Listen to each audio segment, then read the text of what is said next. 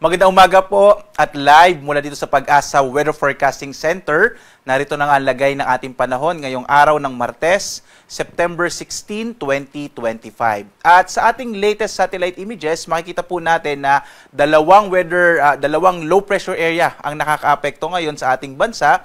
Yung isa po ay nasa may kanlurang bahagi ng Coron sa Palawan.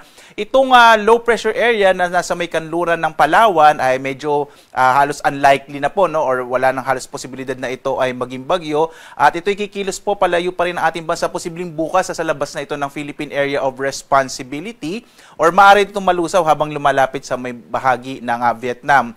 Ang isa pa nating minomonitor, ito ay na-develop lang po kaninang bandang alas 2 ng umaga, ay itong low pressure area na nasa may hilaga-silangan ng Huban sa lalawigan naman ng Sorsogon. Sa ngayon po, no, base sa pinakahuling datos natin, in the next 24 hours, medyo maliit pa yung tsansa na ito ay maging bagyo at kikilos ito pahilagang kanluran sa mga susunod na araw. At habang kumikilos ito, palapit ito sa may Northern Luzon, ay hindi at inaalis na yung posibilidad, maaari pa rin itong maging bagyo in the next few days. Kaya patuloy natin i-monitor itong nabuong low pressure area sa may silangan ng Bicol region. Inaasahan natin na itong trough o yung mga kaulapan na dala ng low pressure area sa may silangan ng Palawan, sa may kanluran po ng Panlawan at gayon din itong low pressure area na nasa may silangan naman ng Sorsogon ay magdadala ng malaking tsansa ng mga pag-ulan pa rin sa malaking bahagi ng Luzon at Visayas. Habang dito sa may Mindanao, inaasahan natin ang muling epekto ng southwest monsoon o habagat na siya magdadala naman ng mas malaking tsansa ng mga pag-ulan, lalong-lalo na sa may northern and western part ng Mindanao. So makita po natin halos marami pong weather system na nakakaapekto sa ating bansa. Nandyan din itong easterlies o yung hangin nagmumula sa karagatang Pasipiko na siya naman magdadala ng maulap na kalangitan na may mga pag-ulan partikular na sa may bahagi ng Cagayan Valley region. At ngayong araw nga, inaasahan natin ang malaking tsansa ng mga pag-ulan sa malaking bahagi ng Southern Luzon. Kasama na dyan yung Bicol region, Calabarzon, Mimaropa. Inaasahan din natin ang mga pag-ulan dito sa may area ng Kamaynilaan, Metro Manila at Central Luzon. Dulot nga po yan ng mga low pressure area na nasa loob ng Philippine Area of Responsibility. Inaasahan naman natin na dulot ng easterlies o yung hangin nagmumula sa karagatang Pasipiko magdadala ng mga pag-ulan sa bahagi naman ng Cagayan Valley region. Samantala, ang nalabing bahagi ng Luzon, ito pong Ilocos region at gayon din itong Cordillera, mas maliit naman yung tsansa ng mga tuloy-tuloy na mga pag-ulan. Posible pa rin yung mga isolated rain showers and thunderstorms sa hapon hanggang sa gabi. Agwat ang temperatura natin sa Lawag, 25 to 31 degrees Celsius. Sa Baguio, 17 to 24 degrees Celsius. Sa Tuguegarao naman, nasa 24 to 31 degrees Celsius. Sa Metro Manila, 25 to 30 degrees Celsius. Sa Tagaytay naman, 23 to 29 degrees Celsius. Habang sa Legazpi, 24 to 29 degrees Celsius. Inaasahan din natin ang malaking tsansa ng mga pag-ulan sa bahagi ng Palawan, dulot nga ng mga kaulapan ng low pressure area sa may kanluran ng Coron sa Palawan. Agwat ang temperatura sa Calayan Islands, 24 to 31 degrees Celsius. Dito sa may Puerto Princesa, 25 to 31 degrees Celsius.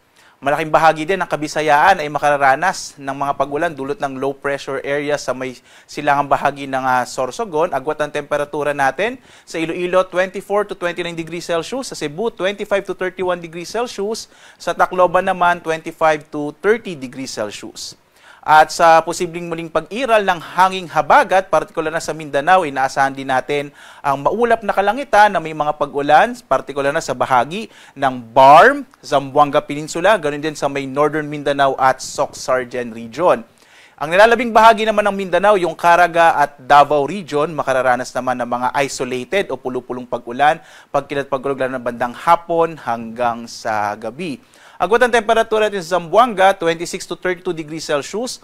Sa Cagayan de Oro naman, 24 to 30 degrees Celsius. Habang sa Davao, 24 to 33 degrees Celsius.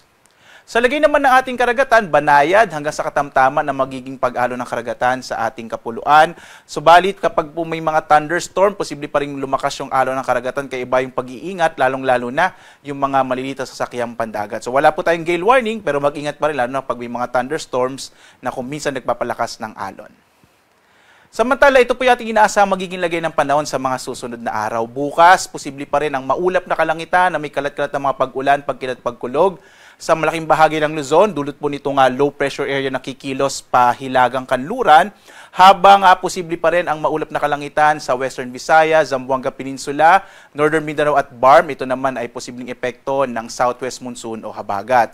Pagdating po ng araw ng Huwebes, inaasahan pa rin natin ang maulap na kalangitan na may kalat-kalat na mga pag-ulan sa Palawan, dulot po ng posibleng epekto ng southwest monsoon o habagat, habang yung low pressure area nakikilos pa Hilagang Kanluran ay magdadala naman ng mga pag-ulan sa malaking bahagi ng Northern Luzon. Pagdating ng araw ng Biyernes hanggang Sabado, posible po na mas mabawasan na yung mga pag-ulan, pero magiging depende pa rin yan dito sa posibleng pagkilos ng low pressure area. Kaya lagi po tumutok sa update ng Pag-asa para dito sa ating mga binabantayan na weather system.